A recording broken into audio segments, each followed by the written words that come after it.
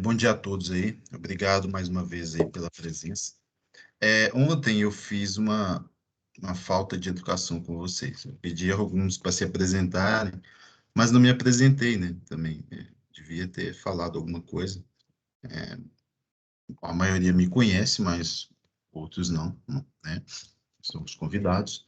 É, Meu nome é Alexander, né? Alexander de Alcântara. Sou engenheiro civil, sou engenheiro mecânico pela ordem e engenheiro civil. Me formei em engenharia mecânica pela Universidade de Brasília, há mais ou menos uns 15 anos atrás, e me formei em engenharia civil pelo IESB há um ano ou dois atrás. Fiz engenharia civil recente para mim. Atuei, atuo desde 2003 na área ferroviária, né? É, Meus primeiros trabalhos, meus primeiros contatos com a ferrovia foram no metrô de Brasília, tá? Atuei lá principalmente na engenharia da manutenção, engenharia de manutenção de material rodante, né, que são os trens, e trabalho um pouco com a parte de sistema fixo também, é, especificamente a via permanente. De lá, a via permanente e a manutenção do metrô de Brasília, para mim foi a minha grande escola, né, em termos de ter aprendido todos os conceitos sobre ferrovia lá. E na prática, né? Na época eu não era engenheiro civil, era engenheiro mecânico. Eu era de material rodante, estava na minha área, mas aí me interessei pela área de via permanente, né? E fui me adequando, preenchendo as lacunas de conhecimento na prática, né? Devo muito aos profissionais que lá encontrei. Trabalhava muito com o pessoal de topografia lá, fazendo verificação geométrica da linha. Então, para mim, o meu aprendizado veio de lá, né? Daí, trabalhei em vários projetos ferroviários aí. Trabalhei mais ou menos de 2011 a 2019 na Valec, né, na superintendência de projeto, especificamente na área de geometria e depois um pouco atuando também na parte de superestrutura ferroviária, né? E agora entrei na Engemap, tá fazendo quase um ano, né? Quase um ano que eu estou na Engemap. Vim para trabalhar especificamente no projeto da Malha Norte, né? Dos lotes que são de responsabilidade da Engemap, num projeto conceitual que acabou virando básico. E estamos aí tentando e vamos conseguir aí o próximo pleito, que é o projeto executivo da extensão da Malha Norte, tá? E trabalhei em outros projetos, por exemplo, trabalhei também em estudos de expansão do metrô de Brasília, trabalhei no VLT de Brasília, trabalhei na Valec, tive a oportunidade de trabalhar em quase todas as ferrovias que aí estão sendo construídas ou foram construídas. Norte-Sul, a extensão sul da Norte-Sul, é, FIOL, a FICO, trabalhei bastante, ligação com a Transnordestina. Um pouco antes de vir para a Engemap, eu estava trabalhando no projeto da Ferrovia do Pará, né? O projeto conceitual da Ferrovia Paraense, que vai ligar Marabá ao Porto de Miritituba, ali próximo a Belém.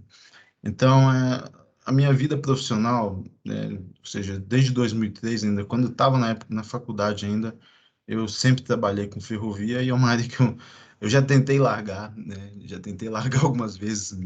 Eu sempre ficava assim, poxa, eu sou engenheiro, engenharia, a parte de ferrovia, a parte principalmente essa parte de via, parte de projeto, isso aí é de engenheiro civil, eu não tenho nada a ver com isso, eu quero trabalhar como engenheiro mecânico e tal. Mas aí sempre fui forçado pelas circunstâncias e também talvez um pouco pela paixão a retornar, né? E depois que a gente entra nesse meio, é complicado sair, né? Pelo conhecimento que a gente já agregou ao longo dos anos, a gente não vai jogar nada disso fora.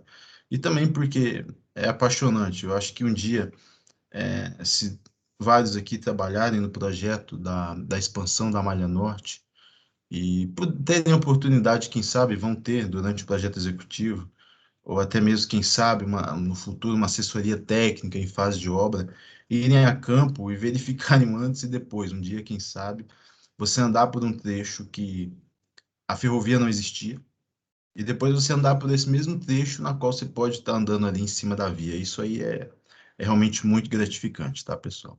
Então, um pouco do meu histórico aí, tá? Breve, só de forma para a gente se apresentar, né? E conhecerem aí então um pouco de quem está ministrando a aula para vocês, tá bom? Bom, pessoal, ontem a gente trabalhou especificamente com a parte de geometria, né? O nosso fundamento ontem foi geometria, na qual a gente verificou, vou fazer aqui uma revisão, né? Aquilo que a gente estudou ontem.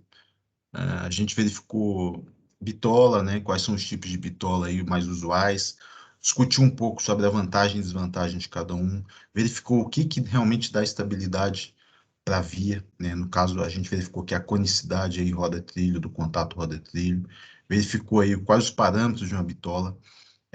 Falamos bastante de raio de curvatura, a gente viu que uma coisa é o raio em função da via operacional e uma coisa é o raio em função das limitações de material rodante, né? E na qual os raios da via principal estão submetidos à velocidade, a instabilidades devido ao centro de gravidade, né, do material rodante. A gente viu quais os componentes de uma curva composta de transição, circular e transição. A gente viu como a gente determina esses raios de curva necessários em função da velocidade, em função da superelevação, né? A gente já viu qual a função de uma transição, como é que a gente calcula, o que que é o jerk, o que que é a aceleração da aceleração, quais as metodologias que a gente emprega, qual a correlação é, da curva de transição com a superelevação, tá? A gente viu um pouco de rampa ferroviária, quais os parâmetros que estão envolvidos, né? Como é que a gente determina a rampa? Na verdade, como a verificação de como determina, a gente vai ver em outra aula lá de material rodante. Mas a gente viu um pouco com relação a quais são os parâmetros máximos aí que a gente geralmente adota, né, para cada tipo e uso. A gente viu como fazer o abatimento da rampa em função das resistências de curva, né? Quando as duas estão você tem um trecho em curva também. A gente falou um pouco sobre a questão dos gabaritos, né? Quais os gabaritos mínimos de uma ferrovia, por que que eles são dessa forma, e fez a discussão principalmente com relação ao gabarito vertical, né? As dimensões do gabarito vertical. A gente viu também alguma coisa sobre concordância, né? Concordância vertical, né? Quais os parâmetros envolvidos, o porquê, né? A gente viu qual a relação dos engates ferroviários, né? Que são os elementos que devem ser preservados aí numa composição ferroviária e como a escolha adequada de uma transição, uma curva de transição vertical pode ajudar a preservar esses elementos, né? Fizemos aí um exercício com relação à superelevação teórica, né? Verificando aí qual a metodologia de cálculo da teórica e também da prática, né? Em relação à prática e quais os parâmetros envolvidos na determinação da superelevação prática, né? A gente viu os valores máximos e mínimos e por que que eles existem, né? De certa forma, a gente viu quais as metodologias de cálculo e como é que elas se adequam aos limites máximos e mínimos, tá? Eu acho que, bom, acho que a gente fez um apanhado aqui de tudo que a gente viu ontem, foi bastante coisa, né? Pelo tempo que a gente teve, não foi, um período de 3 horas e pouco, né? 3 horas e meia, eu acho que deu para ver bastante coisa, né? Eu acho que eu consegui expor todos aqueles elementos que são necessários à geometria aí da ferrovia. Espero que vocês tenham absorvido aí, espero que seja útil também na vida profissional de vocês, que acho que esse é o grande objetivo, tá bom? Uma coisa, o livro do Brina, que eu deixei lá, eu quero só fazer uns comentários. O que eu postei lá no material de geometria, ele também vai servir por uma parte dele para o que a gente vai ver hoje, tá? Ele tem lá o capítulo de AMV, tá bom? Eu vou aqui projetar o livro para vocês, explicar algumas coisas sobre ele. Eu acho que a gente passou meio batido nele, tá bom? Deixa eu ver. Estradas de ferro. Estão vendo aí? Sempre eu vou estar perguntando, porque às vezes pode não estar projetando, tá, pessoal? Estão observando? Sim. Você confirma? Tá.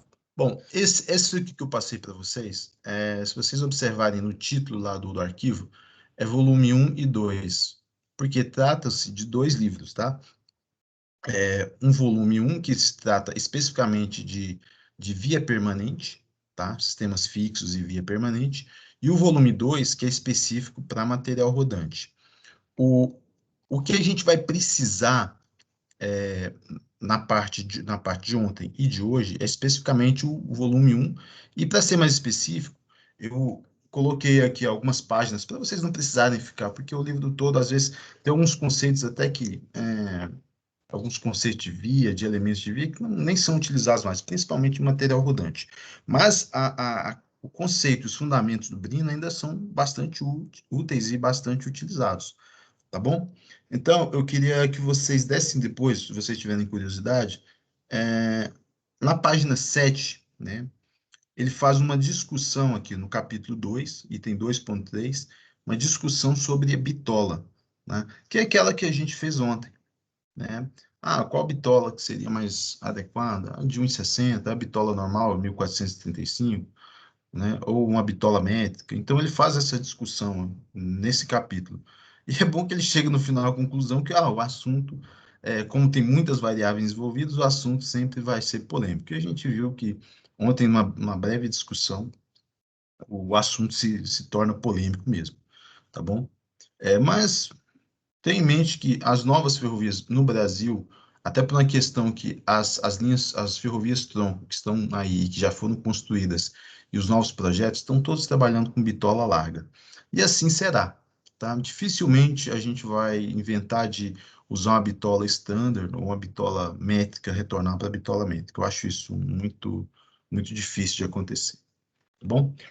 E o que a gente expôs ontem, para ser bem mais específico também, o material o assunto que a gente discutiu ontem no livro do Brina vai estar especificamente nos capítulos 8 e 9, tá?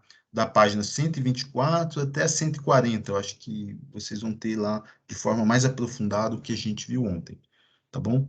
E no capítulo 9, tá? Também a gente vai, que a gente discutiu ontem um pouco sobre rampa e concordância vertical. Então, das páginas 185 a 195, tá bom?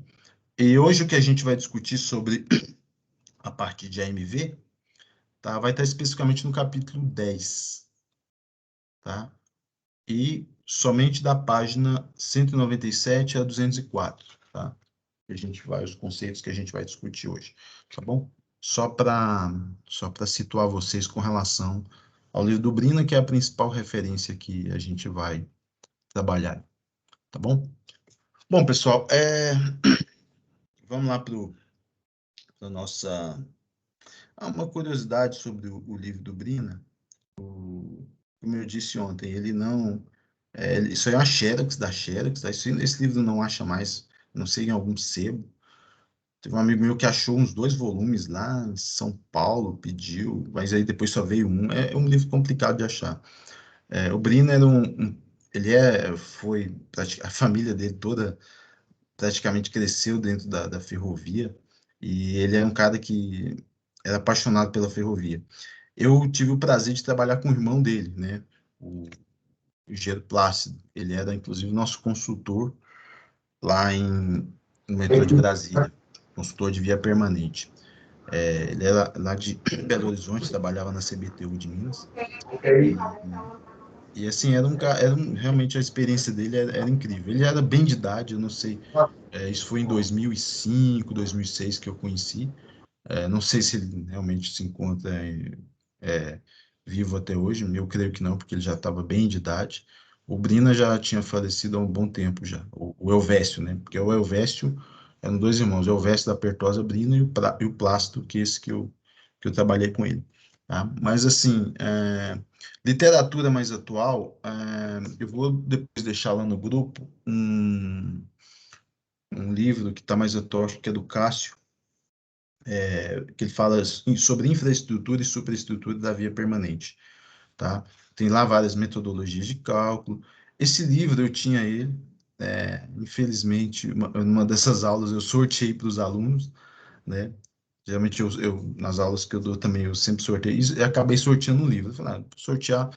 Depois eu fiquei de comprar outro, depois agora acabou. Você não acha ele mais em lugar nenhum. Estou esperando ver se eles vão fazer uma segunda edição, tá? Você só acha ele via e-book. Tá? Mas eu sempre gosto de ter o livro em papel mesmo, tá? Bom, pessoal, vamos lá começar com o assunto de hoje, AMV. Bom, antes de começar, eu quero fazer algumas perguntas, 4 perguntas, mas para algum aluno específico do grupo aqui, que eu vou sortear. Na verdade, eu vou sortear, não, vou escolher. Eu não vou escolher os que trabalharam já no TI, porque deve já ter uma ideia, mas eu queria o seguinte: eu vou fazer essas 4 perguntas para o colega, e depois, no final, eu vou fazer essas mesmas 4 perguntas de novo, tá? Deixa eu ver, vamos ver quem eu escolho aqui. Vamos ver. Laís. Laís, tá aí? Laís, tá aí?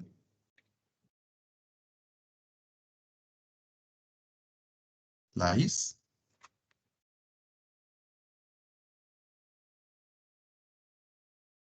Laís? Acho que ela não tá, então. Deixa eu ver, vou escolher outra pessoa.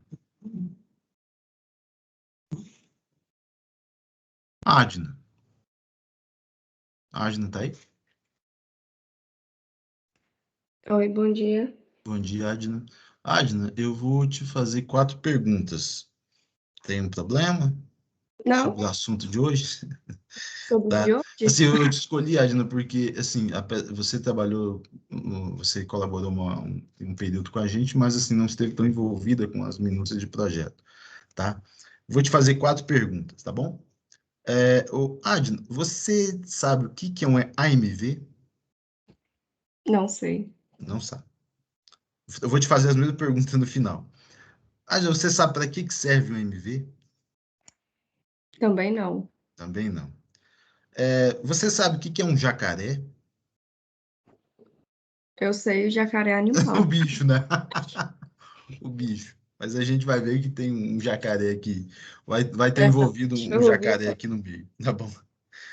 Você sabe o que que é um AMV talonável, Adna?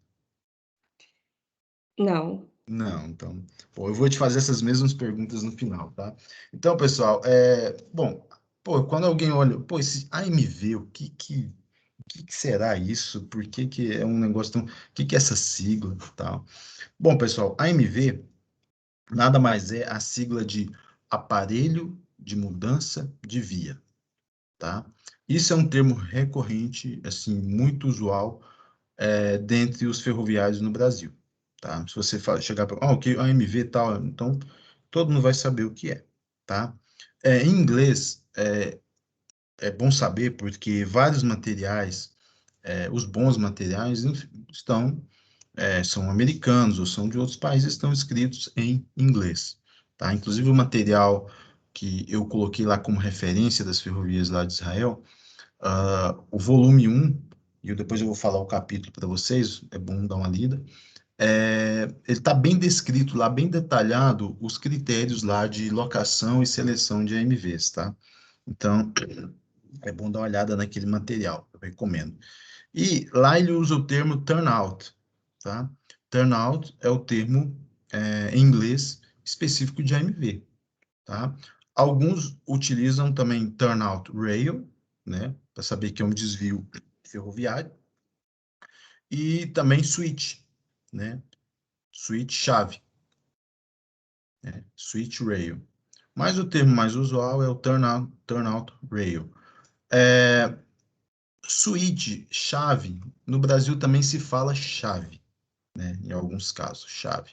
Mas esse termo, ele é específico de uma parte do MV, né? Que a gente vai ver que é o aparelho de manobra, que o pessoal chama de chave, tá? Muitos ferroviários ainda costumam chamar também de chave, principalmente às vezes na operação ou na manutenção. Mais especificamente, 90%, né, se refere à AMV, tá bom? Só para deixar bem esclarecido.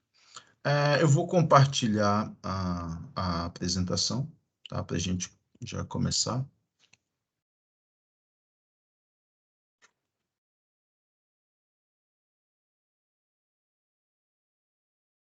Deixa eu ver se não vai dar o mesmo problema de ontem.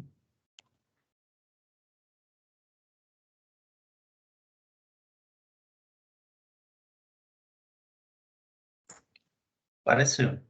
Apareceu, não, mas apareceu o PowerPoint, né? É, o PowerPoint, não é uma Tá, apresentação. eu vou colocar aqui para...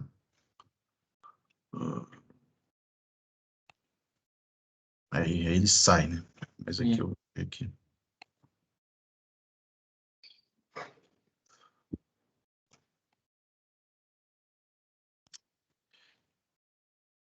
Porque ele sai da apresentação, não entendo.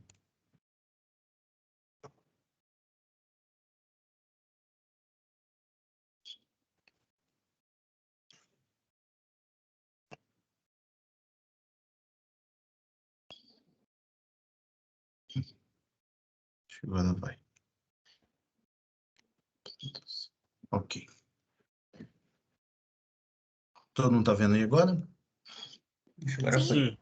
Uhum. Tá, vamos voltar lá para o início.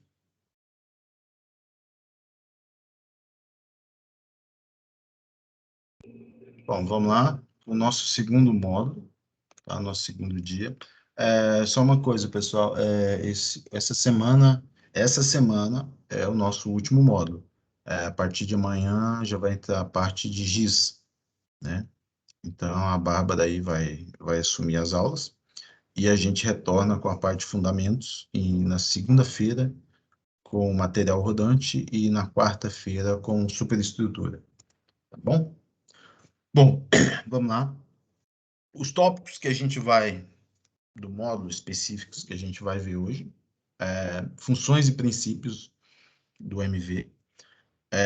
A gente vai ver como funciona, né, o funcionamento dele, como é que ele opera dentro da ferrovia. A geometria básica de um MV, né? A sua construção, né? Os seus elementos construtivos e os elementos básicos, né? Não vamos entrar no detalhe da peça, do parafuso, do calço, não, mas sim dos elementos básicos. Porque a gente vai ver que o MV, ele tem tantas variantes, né? Tantos tipos construtivos que é impossível a gente verificar tudo. Mas os elementos básicos, eles sempre vão existir, seja ele qual for, tá bom? Tipos e classificação desses MVs, critérios de seleção, como você seleciona o MV, né? A gente vai verificar quais os tipos e as classificações, e dentro dessa classificação, qual seria o mais adequado para o seu projeto, para a sua ferrovia, ok? Tipos especiais de MVs e utilizações, onde é que a gente utiliza, e também critérios de locação de MVs, tá bom? Como é que a gente loca o meu MV dentro do nosso projeto, dentro da nossa via. A gente simplesmente não pode sair colocando em qualquer ponto, em qualquer lugar. A gente vai ter que ter um critério para a gente locar, tá bom? Bom, aqui eu coloquei uma figura básica, isso aí é uma gravura de 1890, na época o MV foi, essa forma aí foi patenteada, né? Bom, vocês estão vendo que lá está Rail Switch, né? Chave ferroviária. Né? Hoje, o termo mais usual é turnout. E aqui demonstra como isso aqui não está bem primitivo, tá? Ele não é dessa forma, mas é um desenho básico de um MV na época, tá? Então, ele serve para o quê? Você tem uma via. A utilidade é básica, né? Na ferrovia, quando eu quero mudar de uma linha para outra, ou fazer um desvio, mudar de direção, vocês sabem que a gente viu ontem que o maquinista ou o piloto, ele não tem qualquer ação sobre a direção do veículo, a direção da composição. Ele não age, né? A briga entre a linha e o rodeiro, especificamente o friso, é que vai dar a direção, né? Entre o truque ferroviário e a linha é que vai direcionar. Então, na mudança de direção, você sempre tem que alinhar a rota. Quando você muda de direção, você tem que alinhar uma nova rota, tá bom? E no caso, para se fazer isso, você precisa do aparelho de mudança de via, tá? É um aparelho de uma construção, talvez possa parecer um pouco complexa no início, mas a gente vai ver que nem tanto, tá? A gente vai ver que talvez a complexidade venha, talvez, das variantes dos AMVs que a gente vai ver, mas a complexidade em si não vem, talvez, da construção básica dele, tá bom? E a utilidade é bem simples, mudar de via, né? Então, às vezes, numa linha principal, na qual você só tem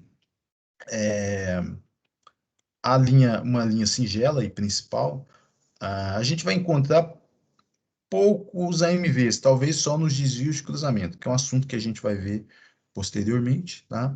Mas eles são bem necessários, principalmente nos pátios, né? Nos pátios de carga, nos pátios de manutenção, né? Nos pátios intermodais, porque ali é onde se efetua os processos de carga e pode haver montagem, desmontagem de trens, mudança de direção, troca de locomotiva, né? Troca de vagões, né? Desacoplamento de vagões da composição, uma série de atividades. Então, os AMVs se fazem muito presentes em pátios ferroviários, tá? Porque você tem ali que abrir várias linhas, você tem que dar direcionamento de produtos para as áreas de carga e descarga, né?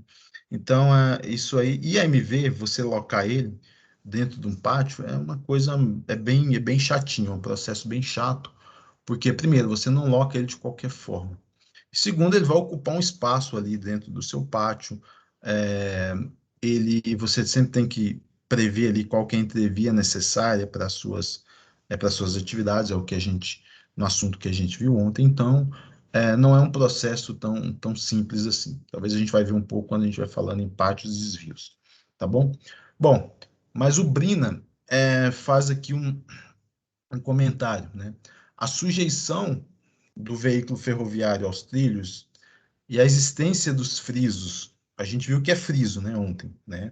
Lembra do friso ou flange, que é aquela parte interna do rodeiro ali, que fica em contato com a lateral interna do boleto, né? Que garante ali a guiagem da minha composição. A existência dos frisos nas rodas cria problemas quando se deseja passar o veículo de uma linha para outra. Isso é um problema, né? Se vocês observarem a figura aqui, talvez seja fácil identificar como ele funciona. Bom, você basicamente interrompe a linha, coloca um elemento aqui parecido com uma agulha, né? E ele vai se deslocar nessa agulha interna, essa que está entre a linha principal, e aí você força um trilho, curva um trilho, forçando, criando uma curva também, de forma que o seu friso saia para a via lateral, tá? Parece simples, né? Agora, o problema é que está interrompido aí. Como eu faço para esse trilho que está na parte interna, esse que está na diagonal, ele vai ter que cruzar uma hora com esse trilho do lado direito, né? Ele vai ter que cruzar com esse trilho do lado direito, esse que está na linha principal. Então, esse que é o problema, porque o que acontece? Eu tenho um friso ali, né? Ele vai pular esse trilho, né? Ele vai interromper. Aí essa é a questão, tá? Porque a parte de desvio, essa parte a gente chama de agulhagem aí, relativamente até tranquila de compreender. Mas a parte do cruzamento de um trilho com o outro, aí já entra uma questão que a gente vai ver como funciona, tá bom? Aí ele ainda complementa, para que o friso da roda tenha passagem livre, torna-se necessário introduzir uma aparelhagem que permita a interrupção do trilho, né? Formando canais onde passam os frisos, né? Então, meu grande problema é o friso. Então, eu tenho que criar canais, eu tenho que criar mecanismos de forma que esse friso possa atravessar entre os trilhos. Entenderam? mais ou menos o conceito e entender o problema, né? Agora a gente vai ver a solução, tá bom? Bom, tá aí um esquema simples de um MV, tá? E como é que ele funciona. A gente vai ver um vídeo, a gente vai ver passo a passo deles, eu vou interromper a projeção do PowerPoint daqui a pouco, e a gente vai ver um vídeo mostrando de forma animada como se procede aí em cada caso, e aí a gente vai começar a dar nome aos elementos, tá bom? Bom, eu tenho aí uma coisa, tá? Falando questão de nomenclatura. Nomenclatura. Eu tenho aí uma via principal, que é essa que está em tangente, e tem uma via secundária, que é a via desviada, tá? Se utiliza geralmente esse termo, a via desviada, tá? Uma coisa é a via normal e uma coisa é a via desviada. Então, esse é o termo. Então, o AMV, quando ele está alinhado para a via principal, né, significa que ele está em normal, tá? Isso é importante, tá? Eu até esqueci de colocar na apresentação. Às vezes é um termo tão simples que a gente fala, isso, mas é uma sutileza importante você se lembrar. Então, quando ele está alinhado em normal, significa que ele está na parte de tangência aí, da via, tá? Que ele não vai atravessar essa curvatura. E quando ele está em reverso, tá? O termo é esse, reverso, ele está alinhado com a via desviada. Compreenderam? Então, geralmente, há nomenclaturas e de sinalização de via, né, que indicam um N e um R na própria chave. Né? Na própria chave do NV tem lá, você sabe, ó, você vê de longe, ou se utiliza letra, ou às vezes até cores, né? O pessoal gosta muito de utilizar cores porque é mais visual, né? Aí, lógico, tem que estar dentro da regulamentação da ferrovia, né? Os procedimentos operacionais. Na qual, se ele estiver com N, você observa lá a letra N, significa que ele está alinhado com a via principal. E se ele estiver com R, vai estar em reverso, alinhado com a via secundária e a linha desviada. Compreenderam? Tá? Isso é importante de lembrar. Bom, então, se vocês observarem o MV, nesse desenho simplificado, eu tenho as partes em laranja, que são o que a gente chama de agulha.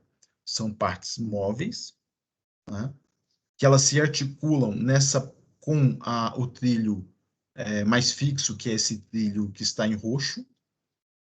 Tá vendo uma parte do trilho aí que está em roxo? Ela já é fixa. Tá? E ela se articula com a agulha com esse elemento em vermelho aí, que aí está como Hell block, mas a gente chama esse elemento de coice ou talão. Tá? O termo, o jargão ferroviário, não me pergunte por que tem esse nome, tá? Não, ou talão. Talão eu desconfio porque ele é como se fosse uma tala grande. Ele funciona como uma tala de junção, só que ela é maior. Então, talvez só chame de talão. Eu desconfio, né? Mas a origem do nome eu não sei, tá bom? Então, essas partes que estão em laranja são agulhas, é uma parte principal do MV, tá? E uma parte que ele dá funcionalidade ou eficiência ao seu MV. Ele é que permite maiores ou menores velocidades de entrada nesse MV. A gente vai ver que há outras, mas ela é a principal. E ela se movimenta. Vocês estão observando aí que a parte laranja, esse switch rail 1, ele está conectado aí, conectado não, ele está aderido aí ao trackway A,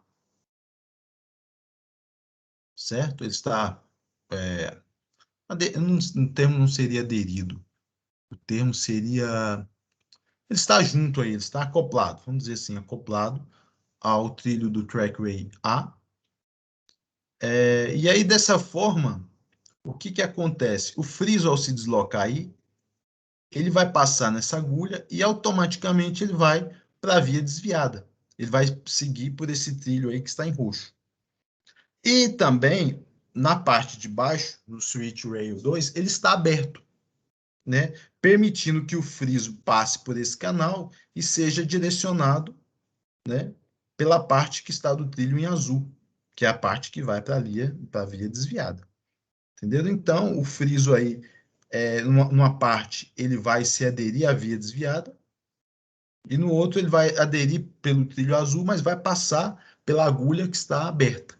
Então, no AMV, uma agulha funciona fechada e a outra funciona aberta. Entenderam? Bom, agora eu tenho outro problema lá na frente, que é justamente o cruzamento, né? O cruzamento dos trilhos, né? Porque esse trilho aí do Switch Rail 1, esse em roxo, ele vai ter que cruzar com essa outra parte que está em azul, que seria a extensão do trilho da linha principal, da linha normal, né? Então ele cruza por esse elemento aí, que em inglês se diz frog, né? Mas aqui no Brasil, apesar que a tradução para frog é sapo, né? A gente conhece como jacaré. Esse aqui é o jacaré, o elemento que chama jacaré no sistema de AMV, tá? Que é o que vai permitir, a gente vai ver com detalhes a construção deles, quais as variações, e esse é o elemento que vai permitir o cruzamento de um trilho com outro, e permitir que o seu friso possa passar entre os trilhos sem sofrer, sem causar danos aí, tá bom? E aí eu tenho uns elementos acessórios. O primeiro é o switch motor, que na verdade, a chave de acionamento, esse conjunto de acionamento das agulhas, que isso é o que a gente chama de aparelho de manobra, tá? Que ele, com essa barra, né, o switch rod, ele vai permitir com que as agulhas se desloquem simultaneamente e mantendo a geometria, porque a gente tem que manter a bitola de 1,60, tá? Bom, agora faça um exercício mental e observem se esse AMV estiver com a switch rail fechada e a switch rail 1 aberta. O que vai acontecer? Você vai criar um canal entre o switch rail 1 e o track rail A, ou seja, você vai criar ali um canal de forma que o friso possa passar. E aí, com a agulha, o switch rail 2, aderida ao trilho da via desviada, ele vai continuar normalmente aí a sua trajetória ao longo da via principal. Então, esse, pessoal, é o básico de um sistema de AMV. A gente agora vai ver as particularidades aqui para frente. Mas antes, eu vou interromper um pouco aqui, e aí vou mostrar um vídeo do funcionamento do AMV para vocês, tá bom? Deixa eu só...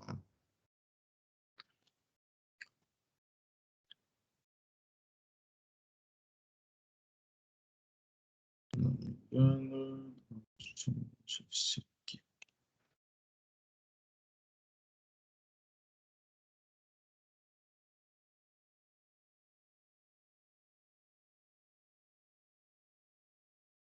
Deixa eu compartilhar aqui novamente.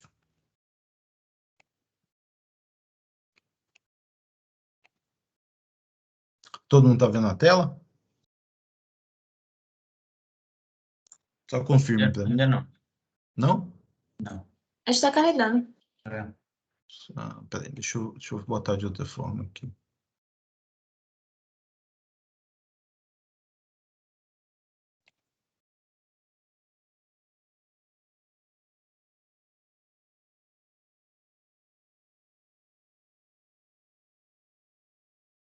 Conseguiram ver? Agora sim. Apareceu. Apareceu, né? Tá. A gente vai ver, eu vou pausando aqui, pouco a pouco, para a gente deixar bem claro, tá? O funcionamento aí do AMV.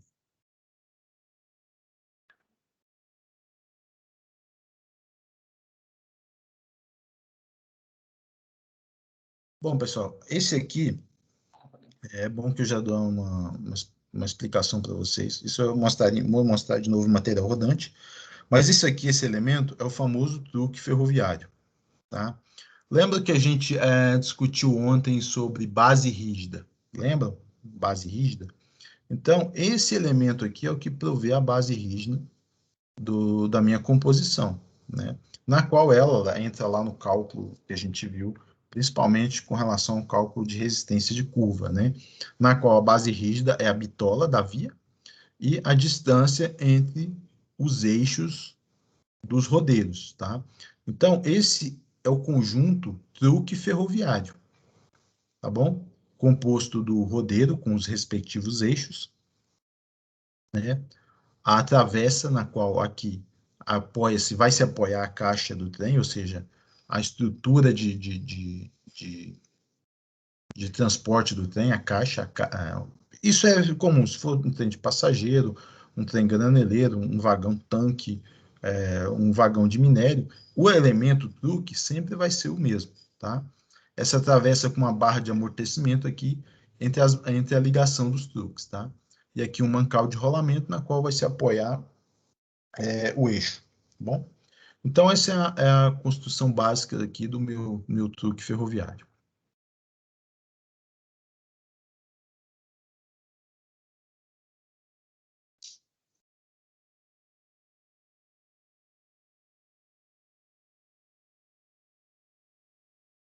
E o que ele chamou de flange, né?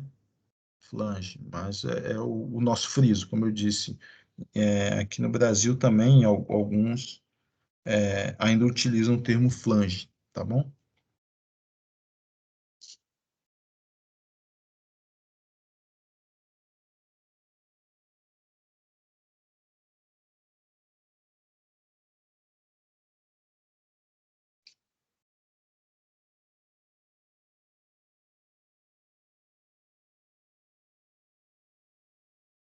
Bom, pessoal, vou retornar um pouco aqui, para a gente ver um pouco sobre cada elemento. Eu esqueci de pausar. Então, a gente vê esse vídeo de forma um pouco mais detalhada e explanando os elementos. Bom, aqui eu tenho os trilhos, eles chamam de stock rail, mas são trilhos, por assim dizer, eles não participam do conjunto do MV, eles são praticamente, não seria que eles participam, são linhas pertencentes já à própria configuração, tanto da linha principal quanto da linha desviada. Aqui, esses elementos que ele acabou de colocar aqui e que acendeu, deixa eu ver se eu volto um pouco aqui. Estes aqui é o que a gente chama de trilho de ligação. Estes, sim, já fazem parte do conjunto do MV. Então, toda vez que alguém... o trilho de ligação. São os trilhos, né, que são trilhos iguais, praticamente iguais aos trilhos, em termos de perfil, em termos de características geométricas ou mecânicas, simplesmente iguais aos trilhos que a gente tem na via principal. Tá? Mas eles são trilhos de ligação entre os componentes do MV.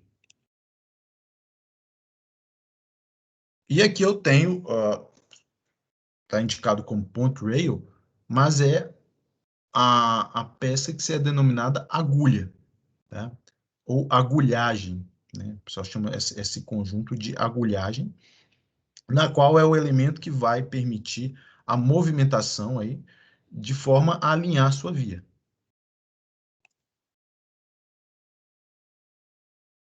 Alinhamento da rota, né? Bom, esses dois elementos que ele acabou de colocar, um é a barra de ligação, né, na qual vai prover o seguinte: essa barra, inclusive, quando a gente trata do MV de forma prática, ela tem uma regulagem, porque essa barra é que vai fixar a bitola, tá? Vai fixar a distância, e ela sempre tem que estar observando, porque a bitola, a gente sabe que é algo fundamental aí para a estabilidade da via.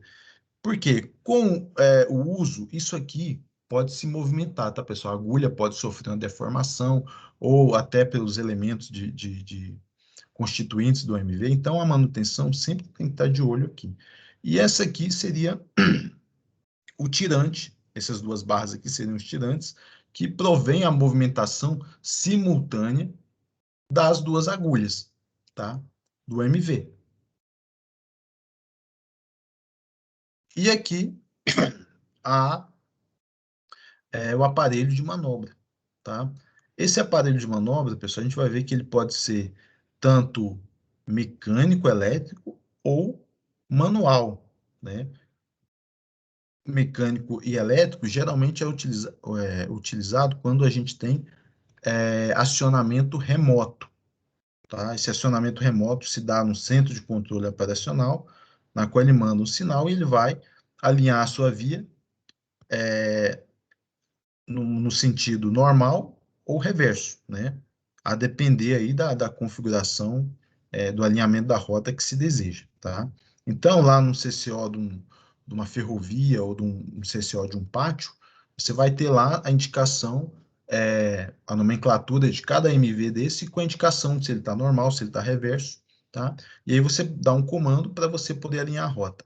Em alguns casos, como você tem MVs que aquela rota tem que estar alinhada, você tem um conjunto que tem que prover de MVs, que tem que prover um alinhamento único, eles têm até um intertravamento entre eles, eles funcionam de forma que se um tiver em normal, o outro necessariamente vai ter que estar em reverso, então se você acionar um, automaticamente se aciona o outro, mas isso é assunto para outra história, tá? O que é importante é a gente verificar que o nome, a nomenclatura e qual o tipo de acionamento dessa chave de manobra. E aqui eu tenho. Opa, volta aqui um pouco. E aqui eu tenho as placas de deslizamento, tá? Porque a minha agulha, como ela é um elemento móvel, né, a gente precisa dessas placas de deslizamento. Geralmente elas sempre encontram-se lubrificadas, e é bom que elas estejam lubrificadas, porque para evitar uma sobrecarga na minha barra, que vai sobrecarregar a minha máquina de chave, tá? Ou o aparelho de manobra, na qual geralmente o acionamento pode ser elétrico, ele pode vir a ocasionar a parte de acionamento mecânico do meu componente, tá? Ou também provocar uma força excessiva, ou então provocar até mesmo a quebra de algum elemento. Então é sempre bom que isso aqui esteja lubrificado, porque isso aqui ele funciona deslizando sobre essas barras mesmo, essas placas. E aqui o que ele chama de Hell Block, tá? Na verdade, é o elemento que o pessoal chama comumente de coice ou o talão. Como é que ele atua? Bom, como a minha agulha ela tem uma movimentação, ela é móvel a partir desse ponto.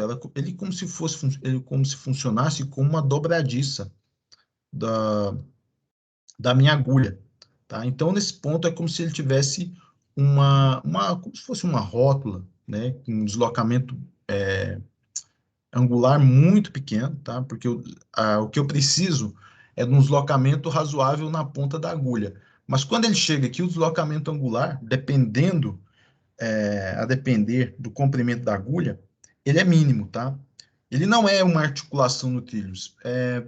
Eu vou mostrar uma foto do talão, vocês vão ver que ele não tem a conexão de um trilho com o outro, ele não é soldado, por exemplo. Ele é simplesmente colocado ali justaposto e fixado por esse talão, tá? Fixado ou unido.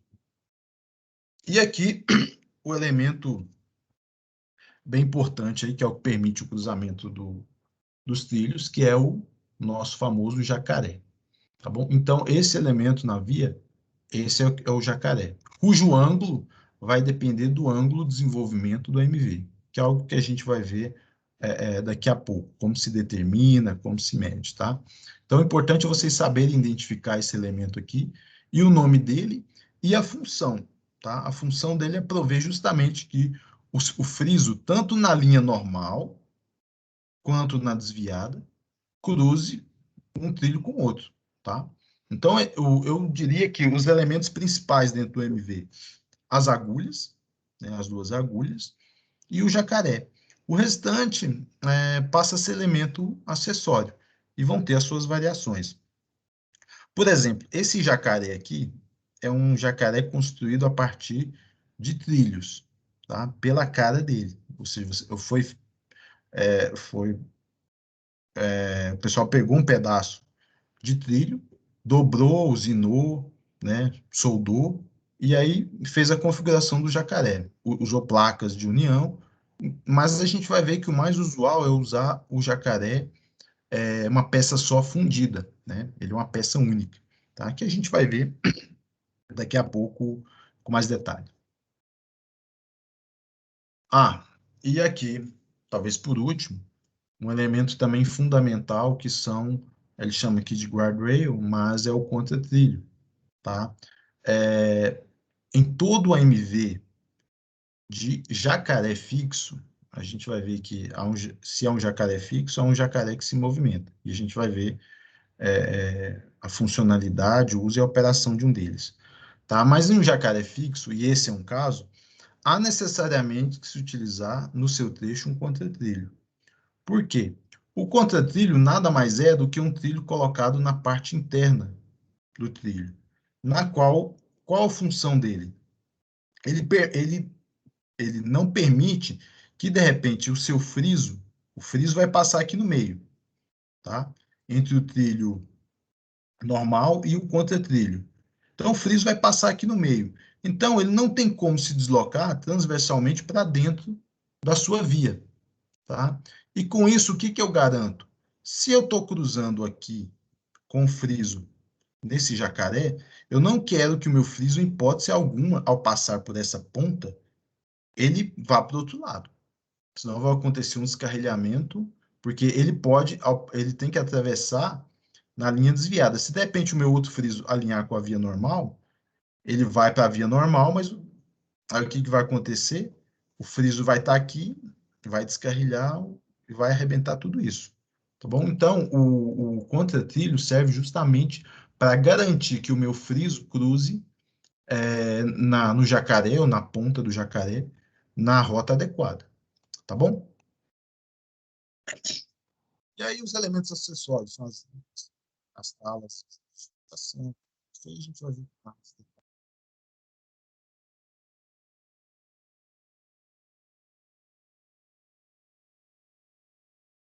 Observa. Deixa eu voltar aqui um pouco.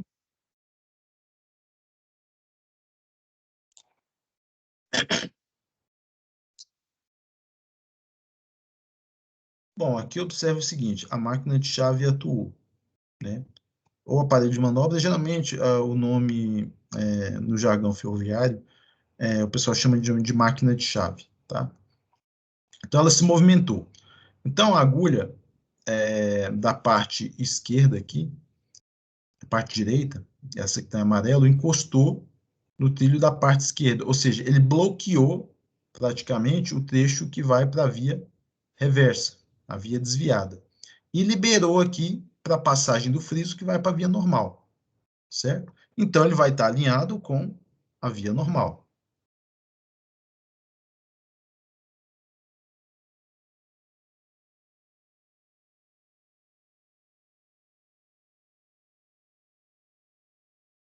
Aqui ocorreu o contrário, né? A agulha que está na esquerda, ela encostou no trilho da linha principal, o trilho esquerdo, bloqueando o friso de passar para a via principal. E agora ela abriu a agulha que estava no lado que havia apoiado no trilho do lado direito e praticamente liberou agora a passagem para a via desviada. Tá? Simplesmente isso.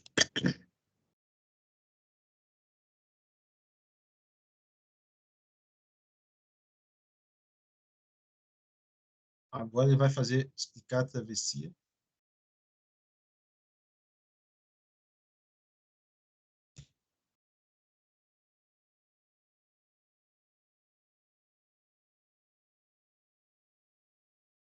Como o meu talão ou o meu coice está trabalhando.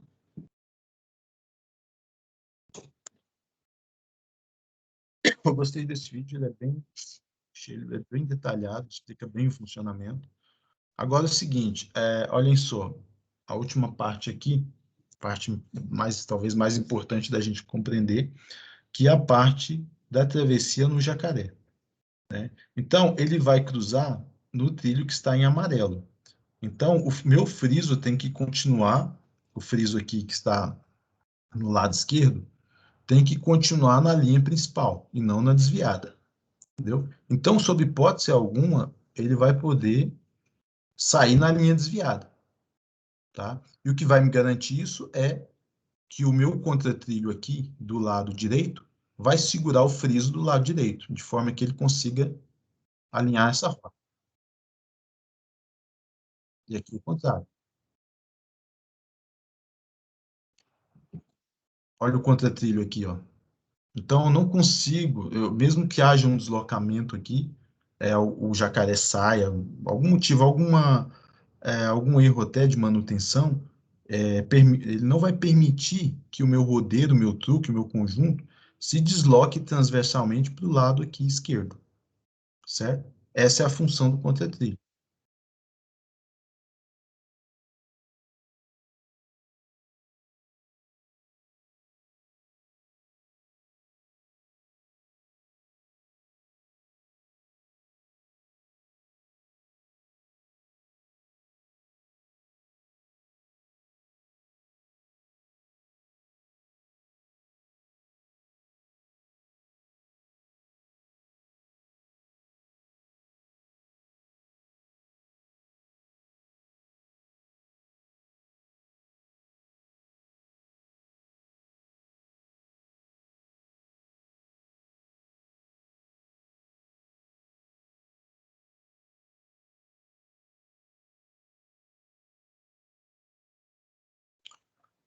Bom, pessoal, com relação ao funcionamento, alguém tem alguma dúvida? Algum comentário aí?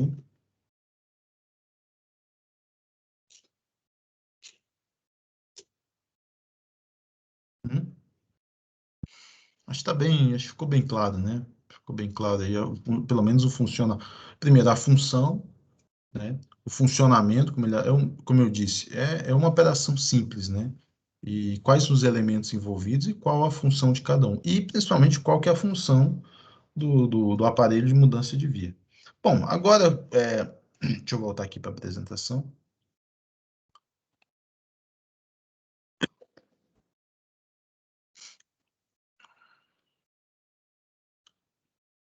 Deixa eu ver aqui.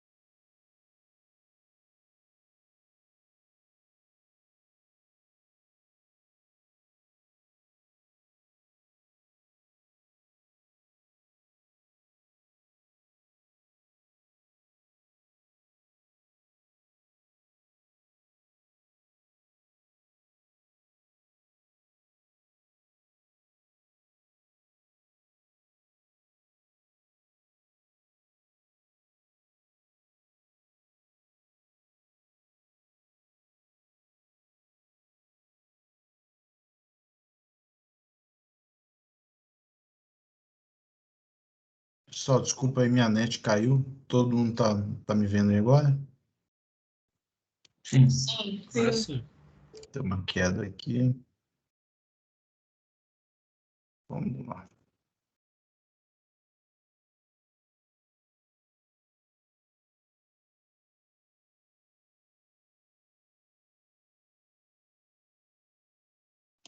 Compartilhar aqui com vocês. Voltar para a apresentação.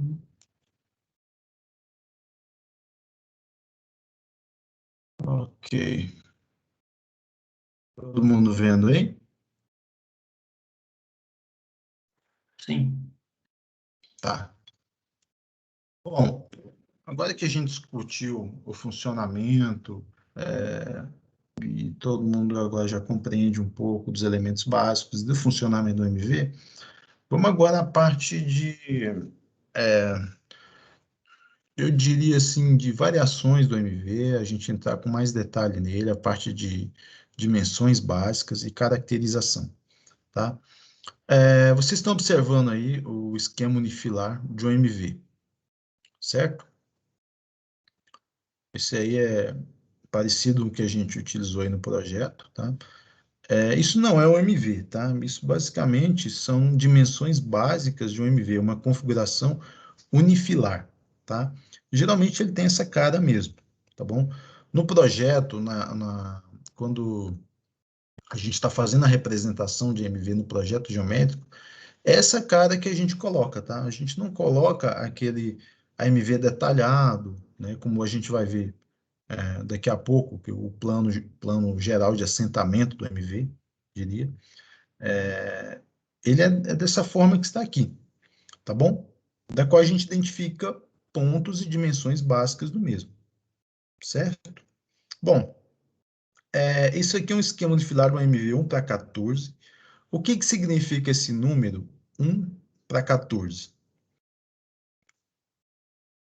Esse é um número que caracteriza, o principal número de caracterização do meu MV.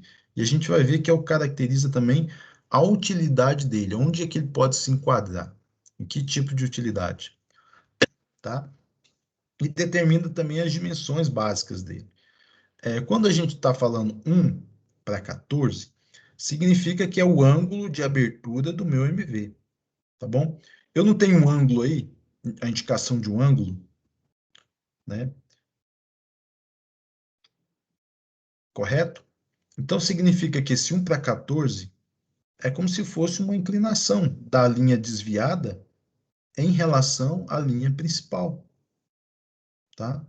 Então, significa o seguinte, que a cada 14 metros de deslocamento longitudinal, eu tenho 1 metro de deslocamento na minha linha desviada. Entenderam?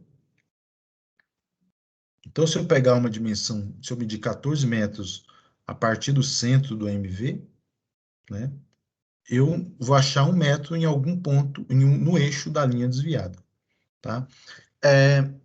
Uma coisa, quando eu falo de eixo das vias, eu tenho aqui um eixo da linha principal, que é exatamente no meio dos trilhos, e tem um eixo também da linha desviada, que é exatamente no eixo dos trilhos da linha desviada, tá? Agora, vai ocorrer uma situação em que os dois eixos se cruzam, certo?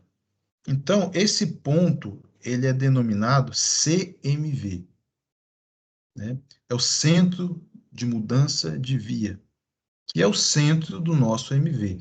Significa que ele está na parte média do MV? Não, significa que ele é um ponto na qual, para o projetista, quando ele faz o projeto, ele vai fazer o cruzamento da linha desviada e com a linha principal, dos eixos.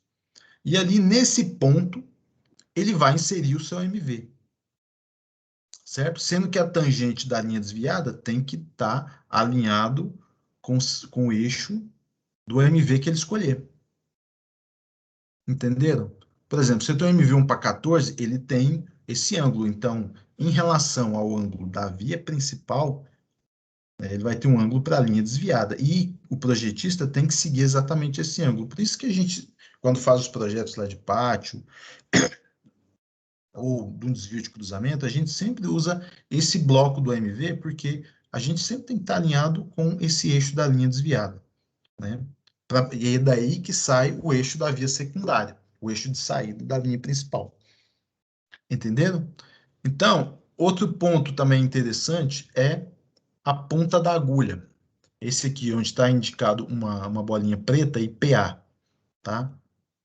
Que significa que é a ponta da agulha, ou seja, a minha peça final da agulha vai estar exatamente nesse ponto. E aqui que a gente começa o AMV, de certa forma. Apesar que ele começa um pouco antes, né, com essa indicação aqui de AE, a junta do encosto, na qual o MV não acaba exatamente ali. Depois a gente vai ver pelos elementos construtivos que ele avança um pouco depois da ponta da agulha, tá? houve uma transição dos dormentes, uma transição das fixações, né? Então, na qual, nesse ponto é que ele realmente vai se acoplar com a superestrutura da via normal, da via principal, tá? Bom, outros pontos interessantes aqui é a indicação da ponta de meia. Essa ponta de meia é justamente a ponta do jacaré, é aquela flecha da peça do jacaré. Então, ela tem que estar indicada também, tá? E aqui, FMV e FMV linha significa que é o final da peça do jacaré, tá? Então, o jacaré ele é uma peça. Então, nesse ponto aqui vai acabar a peça do jacaré.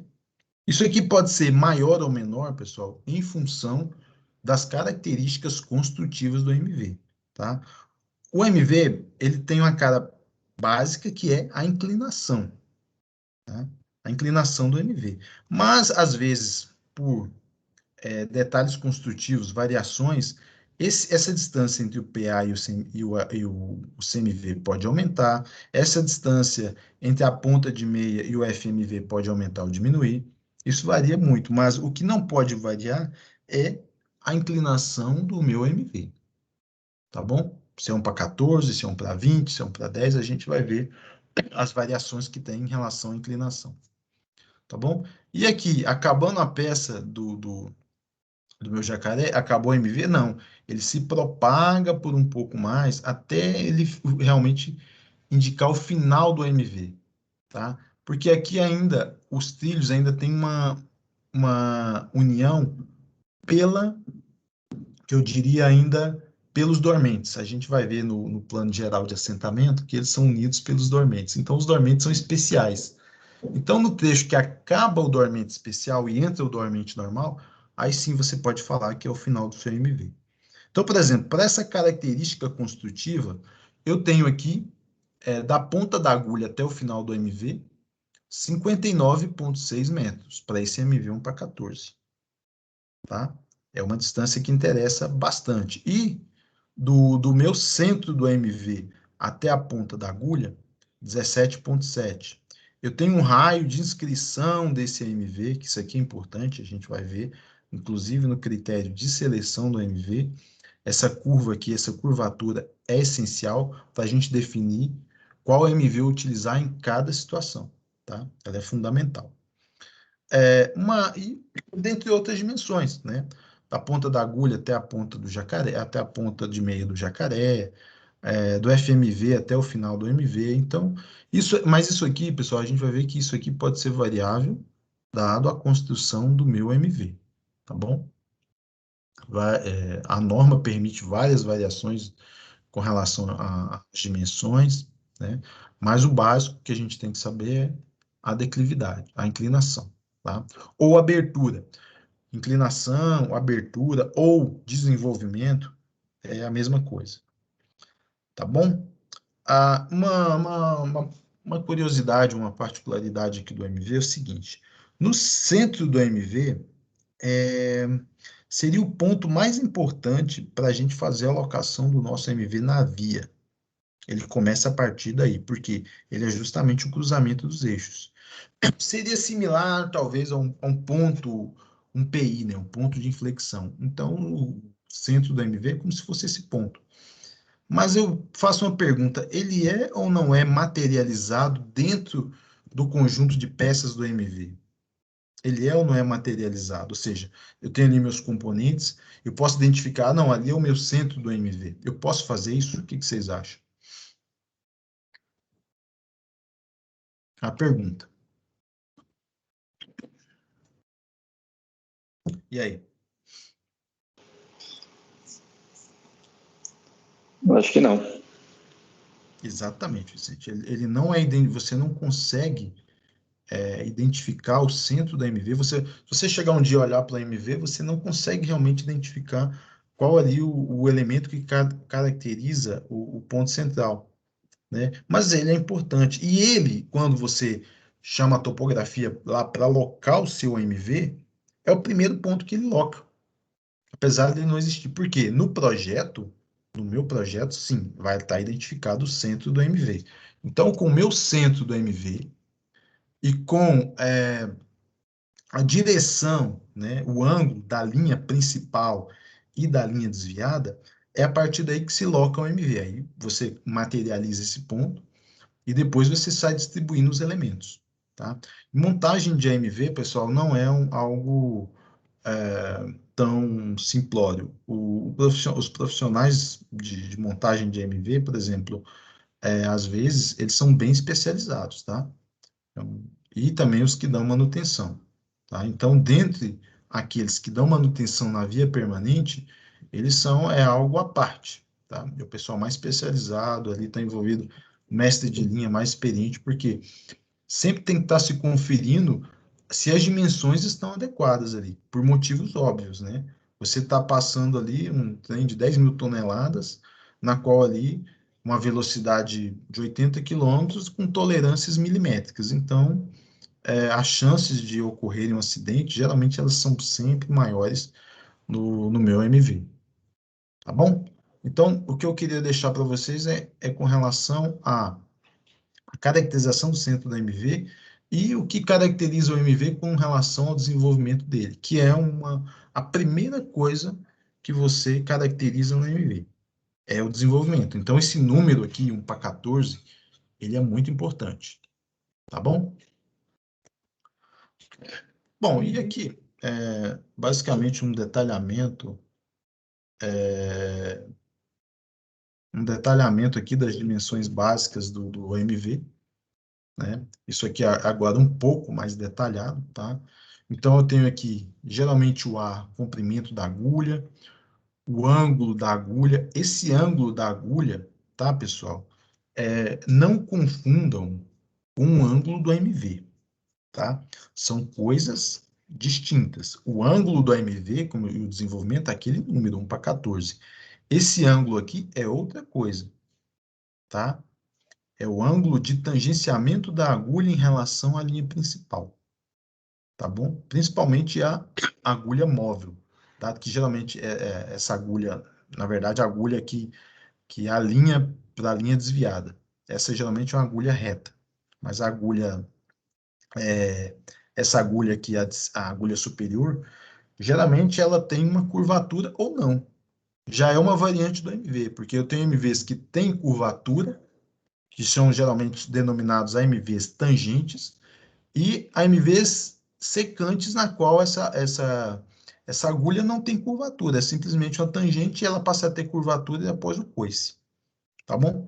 Já é um elemento que pode fazer uma variação no meu MV, tá? Então, aqui eu tenho distância do vértice teórico à ponta da agulha, tá? Vou ver esse número é o C.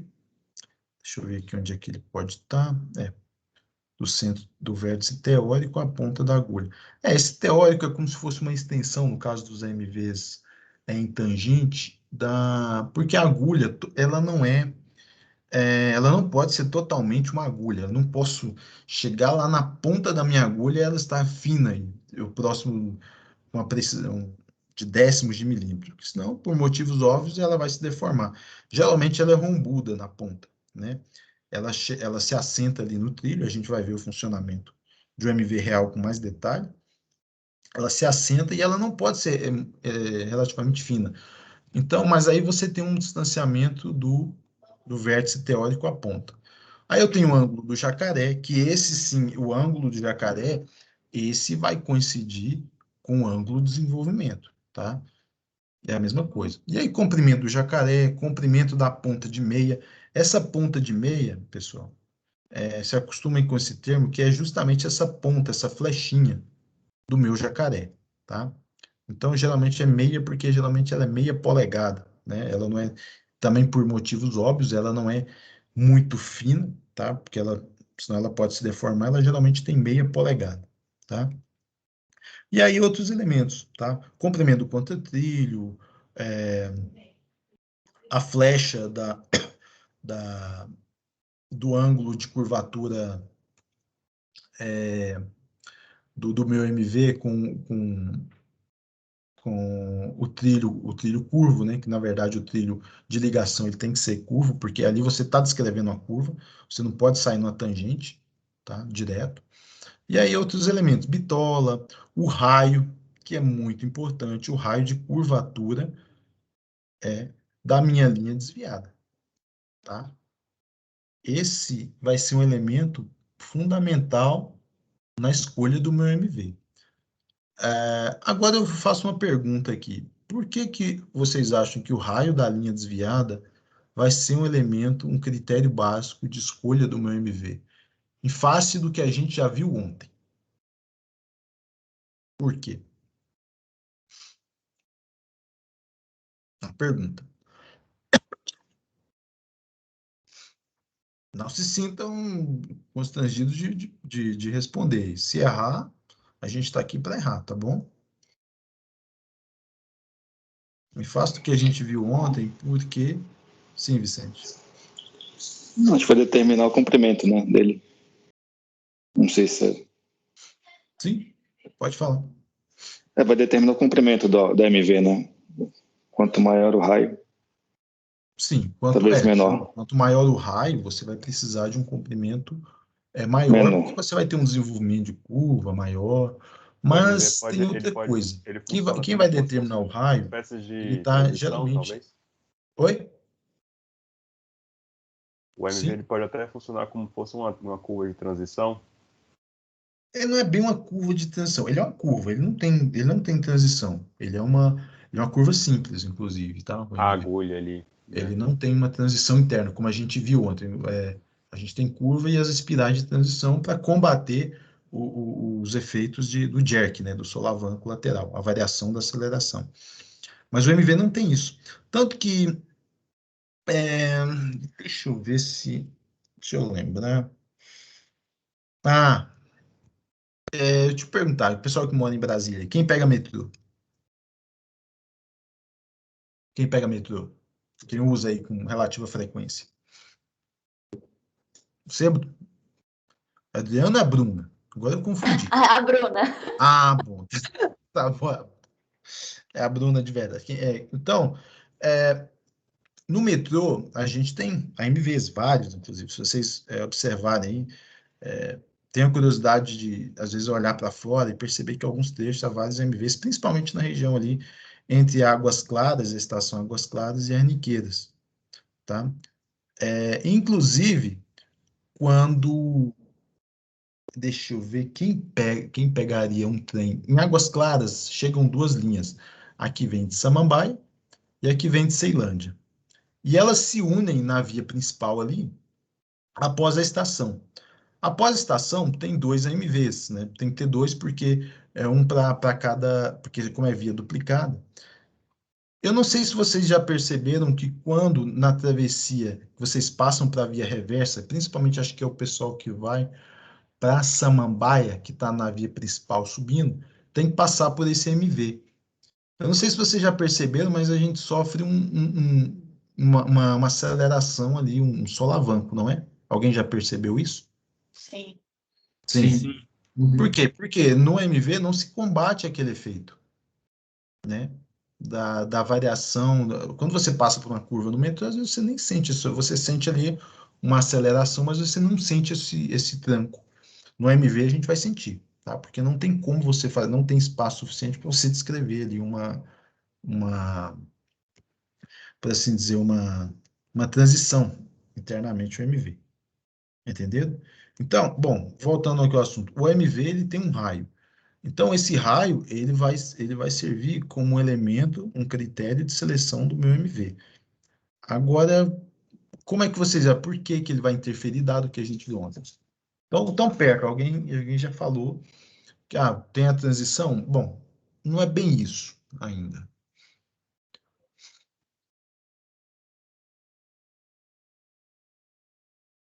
O que mais?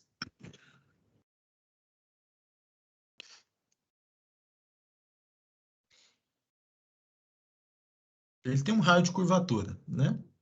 Esse raio de curvatura, o que que vai proporcionar? Uma aceleração centrífuga, né? Que a gente viu ontem.